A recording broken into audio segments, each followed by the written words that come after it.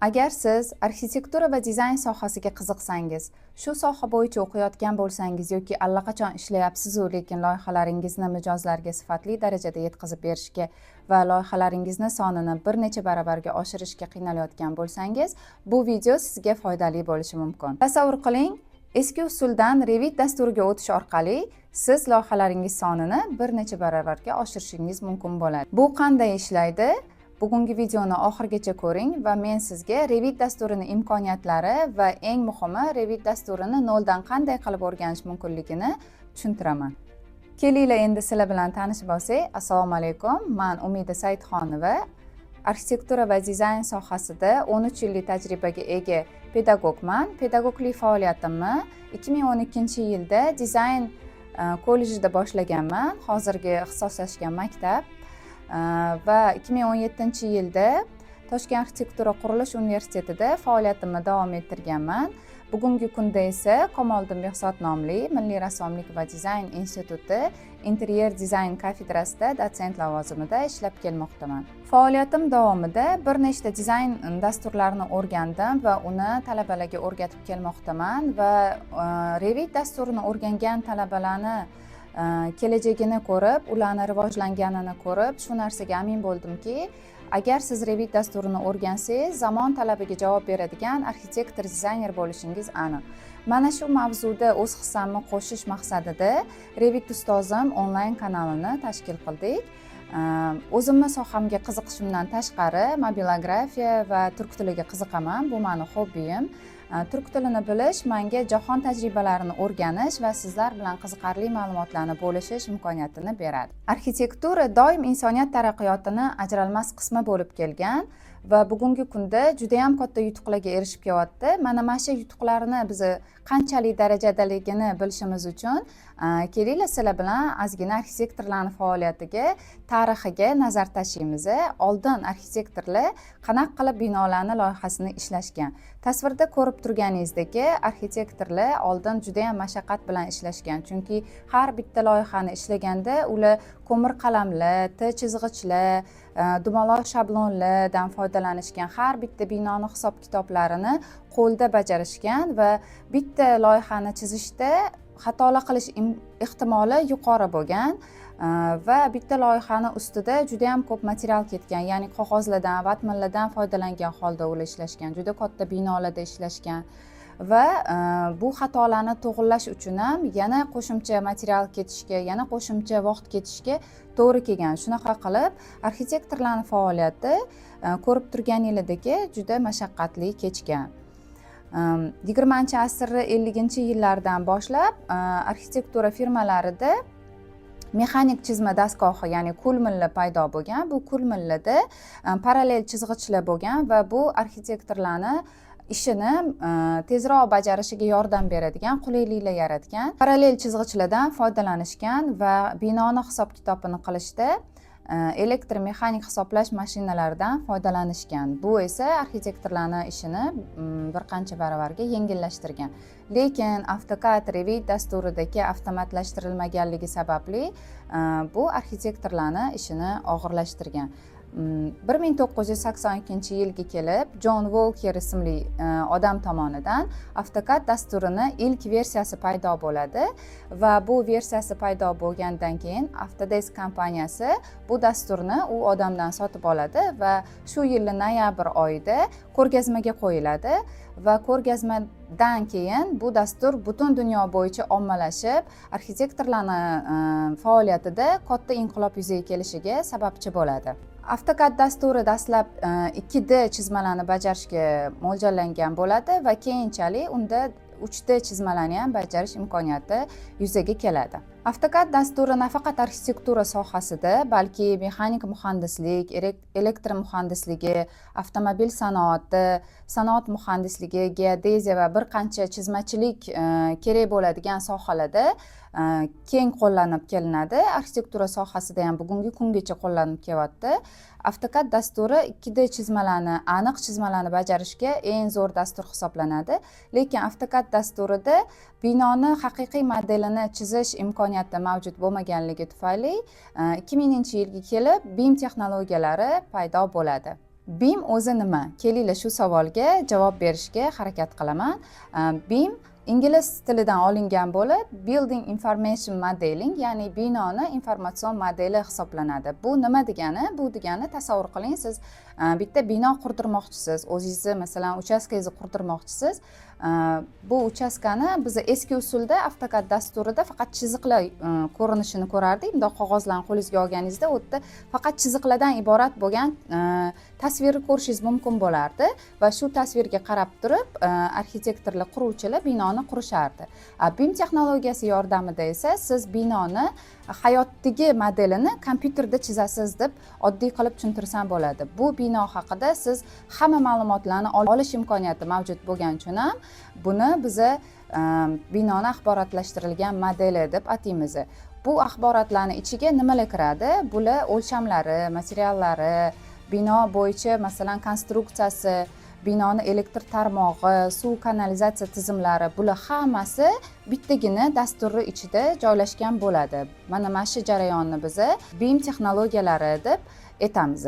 BIM texnologiyasi arxitektorlarni, konstruktorlarni, injenerlarni va hattoki mijozlarni ham hammani bitta dastur ustida ishlash imkoniyatini beradigan texnologiya hisoblanadi. BIM texnologiyasi yordamida xatoliklar oldindan aniqlanadi, qurilish jarayoni tezlashadi, materiallardan samarali foydalaniladi va xarajat va vaqt ekonom bo'ladi, ya'ni tejaladi.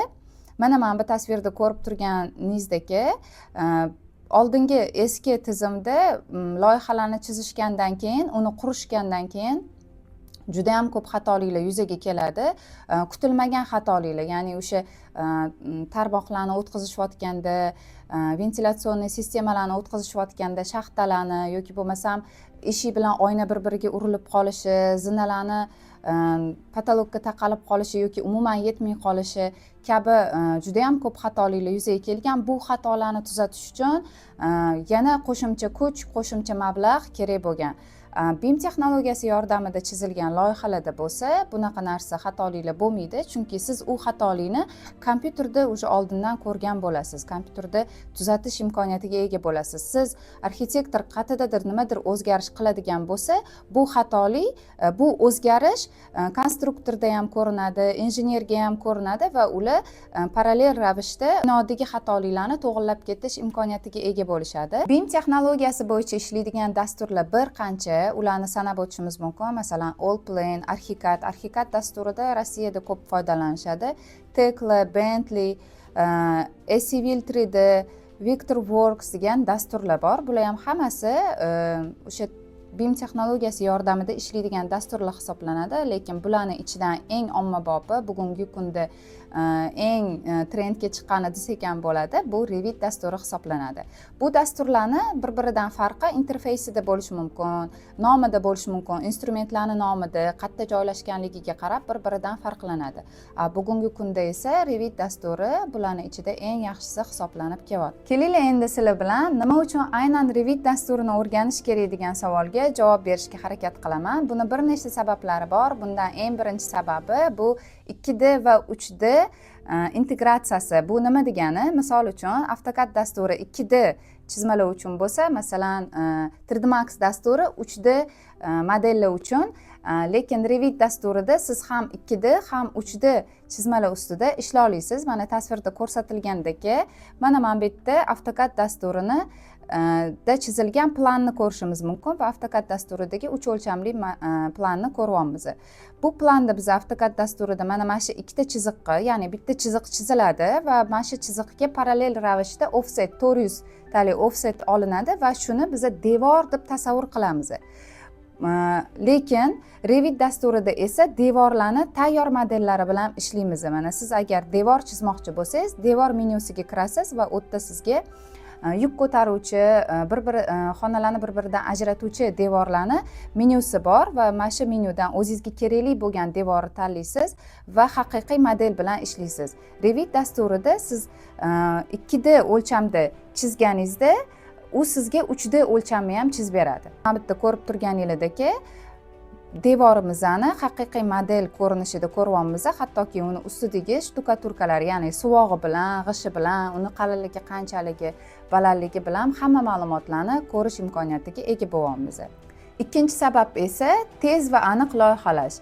Revit dasturi BIM texnologiyaga asoslanganligi sababli uni bitta planda o'zgartirish kiritsangiz, avtomatik ravishda boshqa planlarda ham o'zgarish bo'ladi. Bu nima degani? Mana tasvirda ko'rsatilgandek planni ko'rib turibmiz va fasadda 3D ko'rinishini ko'ryapmiz. Endi biz mana shu planda, mana aynan mana shu joyda biz o'zgartirish kiritganimizda bu o'zgarish avtomatik ravishda fasadda ham 3D ko'rinishda ham o'zgartirish kiritilganligini ko'rishimiz mumkin bo'ladi. Uchinchi sabab esa xatolarni kamaytirishi.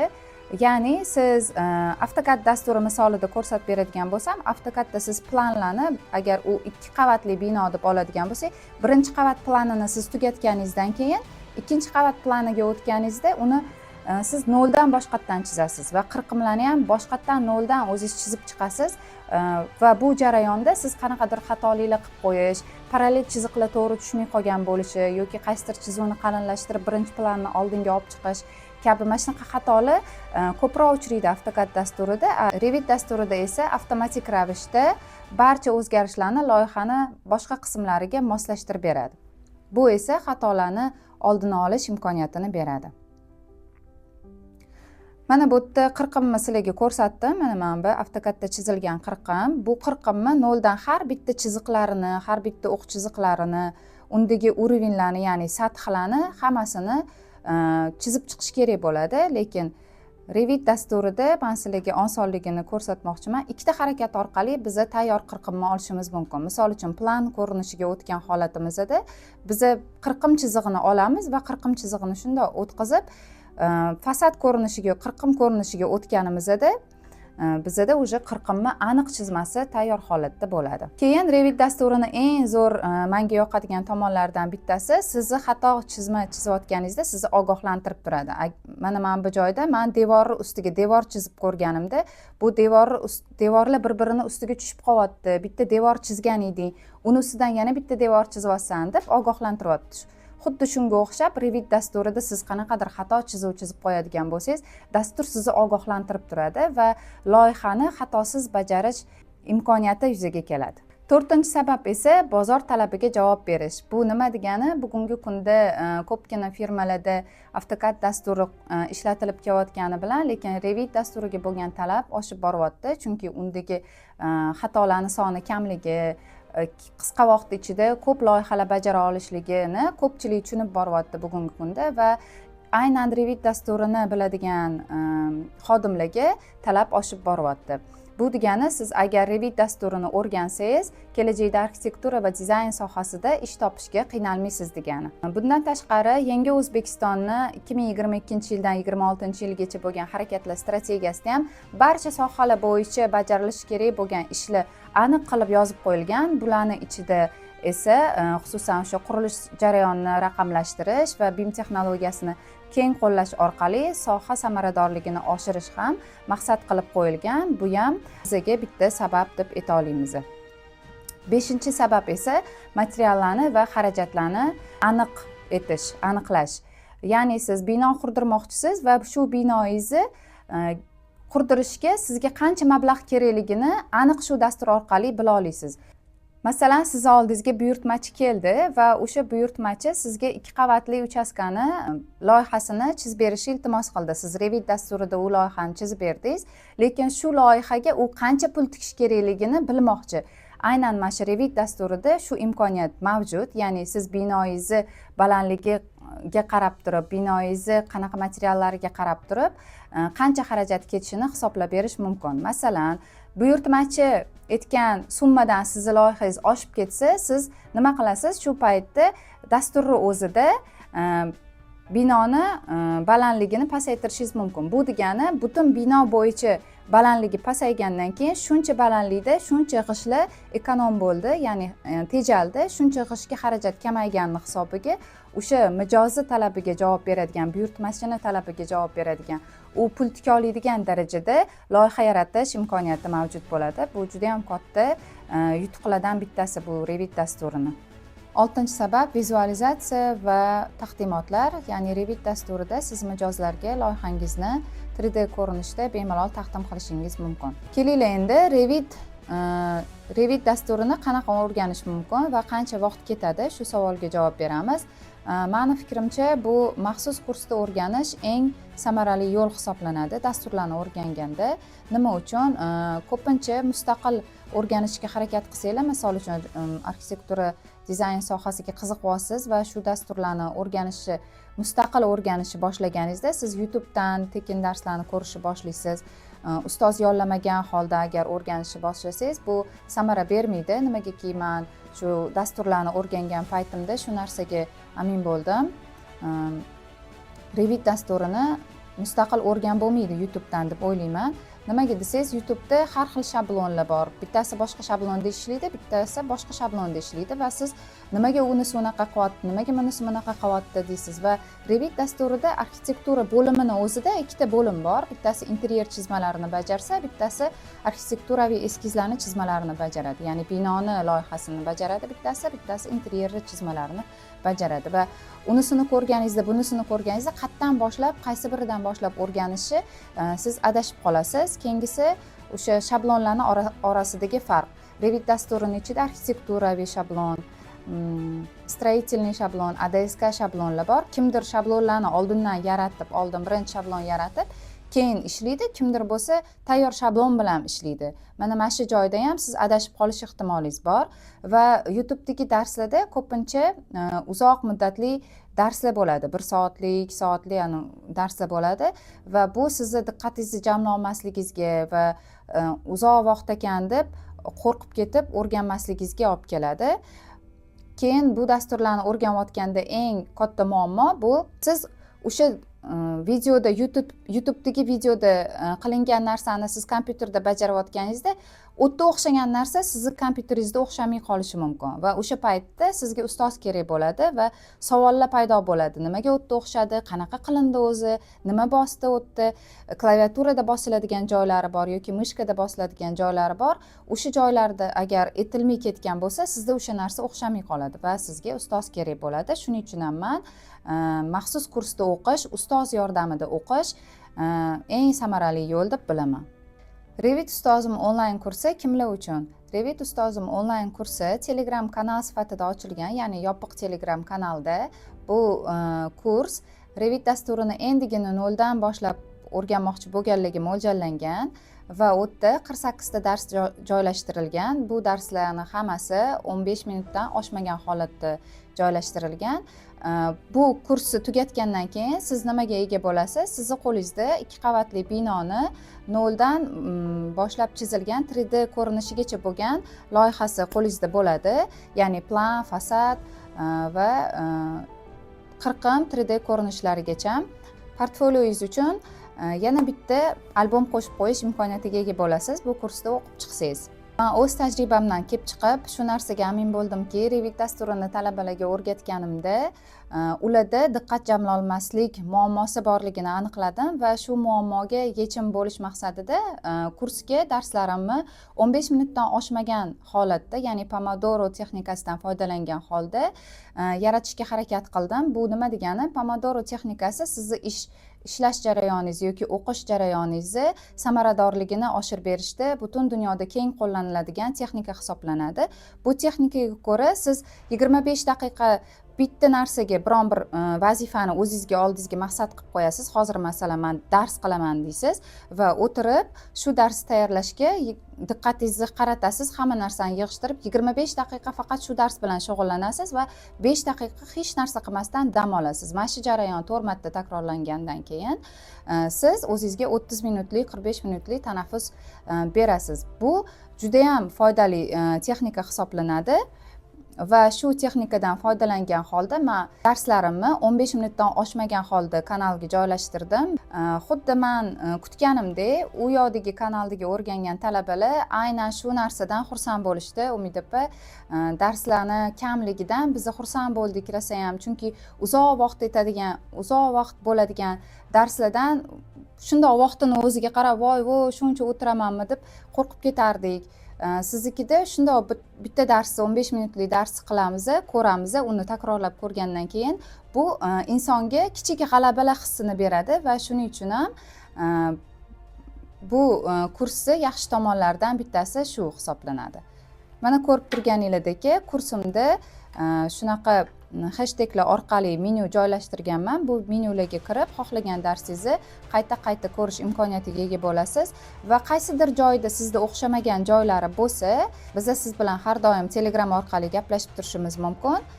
Siz menga o'sha qaysi joyi o'xshamaganini savol qilib bersangiz, men o'sha savollaringizga Telegram orqali javob berishga harakat qilaman. Ushbu darsni oxirigacha tomosha qilganingiz uchun sizga katta rahmat. Agar bu dars sizga ozgina bo'lsa ham qiziq bo'lgan bo'lsa, meni Instagram sahifamda kuzatib boring va izohlarda savollaringizni yozib qoldiring. Keyingi videolarimda ushbu savollaringizga javob bo'ladigan darslarni tayyorlashga harakat qilaman. Salomat bo'ling.